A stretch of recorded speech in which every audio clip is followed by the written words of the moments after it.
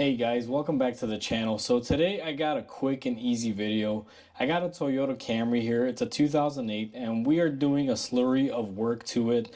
I'll be making a few videos on this regarding the intake manifold, the valve cover gaskets, and things of that nature, and I think another video including this one. So in this video what we're going to do on this one is we're going to be replacing our spark plugs.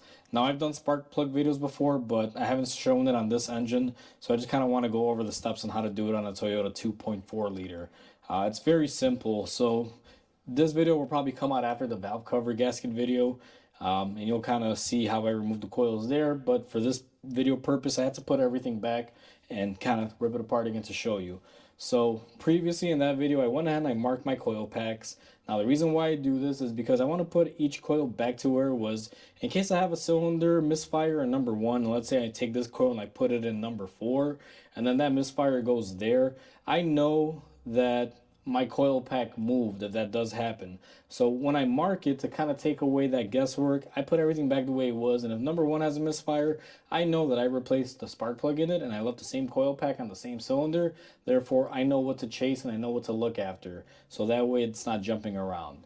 Now one thing I mentioned in the previous video too, when it comes down to doing the valve cover gasket, if you guys kind of zoom in here, and I gotta move the camera, these connectors that are supposed to be on the coil pack holding it down, you guys can see someone has broken these guys. This car's been to some shop and done some other work, and it's kind of unfortunate, but these tabs do break here. You're supposed to have a little thing that you're supposed to push here to be able to remove it.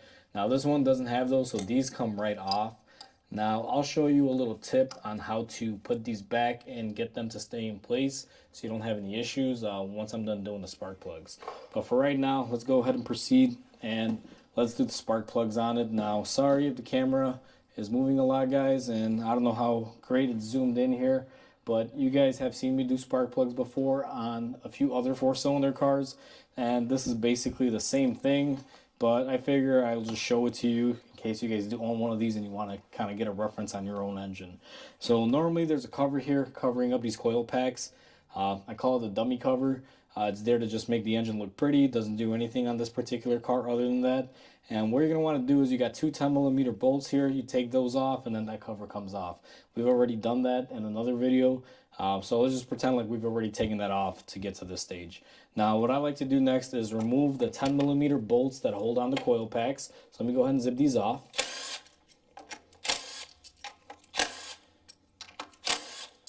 Now that you have those out of the way, normally you want to take out the connectors, and the connectors have those tabs, but all of these are broken, so we're just going to go ahead and remove them. They just pull out, and I've already gone ahead and I numbered my coils. You may want to number yours if you'd like. It's up to you. Now I'm just going to set these guys up here in order, so we kind of have them in the way. They're not bugging us there, but we can actually keep them up there to do something else to them. So now what I like to do is I take a little bit of dielectric grease, guys, and I'm just going to go ahead and put some in here. This is really good because it helps seal them up, mainly as far as the arc goes. If your coil is firing and you got a little bit of this in there, it's going to help keep that spark inside the well area and not travel outside to ground. So it definitely does help. Definitely get some dielectric grease. And they refuse to stay up. I'm done messing with them, so we'll just let them fall over. Once you get to this stage and your coils are out and you went ahead and put some dielectric grease on them, guys, you're going to want to remove your old spark plugs. Now you can choose to do this by hand, however I'm choosing to do this with my impact tool. If you guys have seen my other videos, I use an impact tool to take them off, and I use an impact tool to just run them down. But when it comes time to actually torque them, I actually do torque them down. So I'm going to take my spark plug tool here, and I'm just going to go ahead and zip these off. Now I do have a video on how to check new spark plugs, guys. I will link it in the end of this video so you guys can see. It's a very good process to check your spark plugs before you install new ones. Now I already went ahead and I did that to the new spark plugs that we're going to be putting into this engine, so it's not really a big deal. Now that we got our spark plugs out, this one from the factory has denso iridium, guys, and these plugs, I'll be honest with you, they are a little bit rough. They're gummed up a little bit. This car's been running lean. Now it's not too representative of it, but you can see these tips are white. This thing's been leaned out pretty good. The reason why this car's been leaning out is the intake manifold gasket was bad on it. I got a separate video of me replacing that. Now that we took out the spark plugs and I showed you that they were kind of leaning out, the engine was running pretty lean because of another issue that it had. I'm going to take the new Denso spark plugs and we're going to put them on our magnetic tool. And what we do is we don't just drop them in there, you lower them gently and you're going to start hand tightening them. Now I get a couple threads in there, just get them started. Once I get them started, I'm pretty happy with it. And what I do is I just run all of them down by hand. You never want to take your impact tool at this point and just jam them in there, guys. I mean, it's your car, you can if you want to, but when you break something, you know, you're pretty much on your own there because there's nothing you can do. If you cross thread these, it'll be a bad day. I'll tell you that much. Ask me how I know. Kidding. Never really cross threaded anything, but you definitely don't want to. I've learned from early age working with my dad that when I would do spark plugs with him, if I just took a tool or something and just started going really quick on him, my dad would smack me upside the head, be like, nope, that's not how you do it. Start off by hand. So that's what I always do here, guys. It's always important to start every nut and bolt by hand or any component.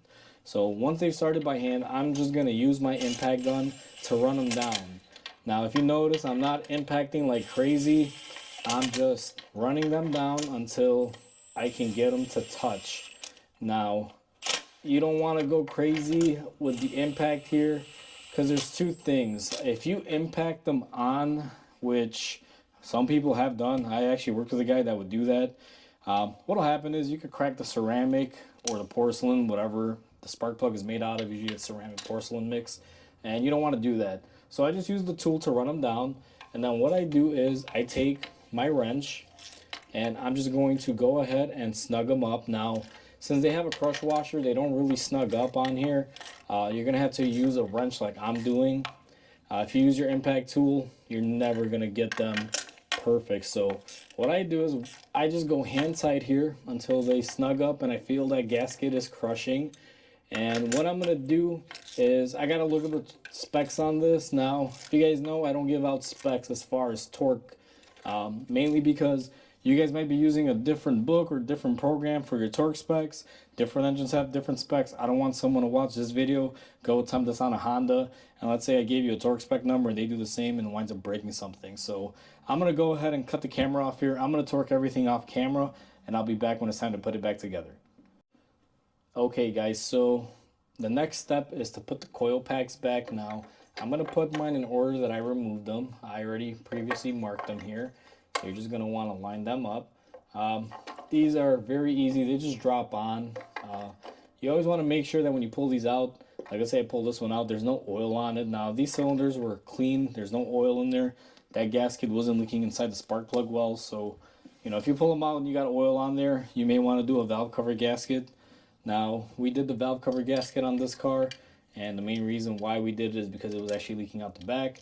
Not for any spark plug well issues, but you always want to watch out for that. So next stage here, we're going to put the put the bolts for the coils back. Now start them off by hand, guys. Sometimes these don't want to really start off too easy, but make sure that they're on there. Now these don't require a lot of torque. I'm going to use my 1/4 inch impact and just run them down like so. You don't want to go crazy.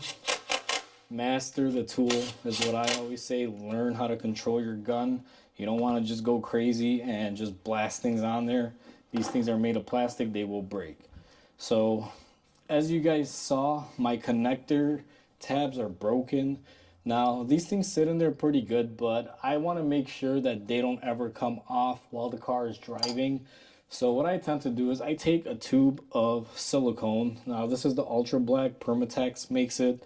And what I do is, and I'll show you guys on a close-up, I'm just going to do it to all of them really quick so you guys can kind of get a reference point, is I just put a dab on each one here up top. Now you don't want to get this inside where the connectors are. You're just looking to dab the top of them. And what this does is it's going to hold it on there. After you've dabbed a little bit on there, now I'm going to zoom you guys in here. It's going to get a little shaky. Hopefully you can see. Now, I don't go crazy, just a little dab up top, guys. You don't want to get overzealous here and smear it all over the pins, so I just do that little dab. Now, let me zoom you guys back out here and get you guys repositioned. Sorry if it's shaky again, guys. Not the best cameraman here, but I try to show you guys the process. And then what you're going to want to do is take your connector, and you're just going to want to push it in. Now, these connectors stay in there. They don't really come out. Toyota does make pretty solid connectors. The reason why you're putting the silicone on there is just that silicone will kind of adhere to the top where the tab is, and once it dries, it'll form a barrier. Now, if you put too much on there, they're going to be a bear to get off. I just put a little dab, enough to where they don't just come out by chance, but if you really grab them and force them off, they will come off. And then this Permatex black or ultra black silicone that I use, what I've always found too is it comes off of plastic pieces very easily. If you were to put it on something metal, it does kind of adhere and stick to it, but anything plastic, if you just kind of grab it and kind of poke it out, it does come off. Now that your connectors are on, what I normally do is you would put the cover back on here, guys, that little engine cover. Now, we're doing other work to it, so I'm not going to put that cover back on, but you would just put it in place, bolt it up here and here, two 10mm bolts. And I would normally wait about 10 minutes, let the silicone dry on the connectors, and then what I do is I start the car up for about 5 minutes or 10 minutes, let the heat build up, so that way the silicone can dry a little bit further, and then I go on my test drive and make sure everything is good. Or if you just hand the car back to your customer, then you just, hand the car back. It depends on how you do it. In my case, I test drive it, make sure there's no errors or codes or anything, make sure the car is tip-top. Now that you guys have seen that process, that's pretty much the end of the video as far as the spark plugs go on this engine. Like I said, there will be other videos with this vehicle of me doing all the other repairs. So I'll kind of leave it at that. All I have to say is if you guys like this content, please comment, like, and subscribe. It'll definitely help my channel grow, and honestly, I appreciate you guys so much. My channel has grown throughout the past couple weeks, and I'm very thankful for that. So thank you guys for that one. So please comment, like, and subscribe. It definitely helps. I just want to say, hope you guys have a great day, and I will catch you guys on the next repair.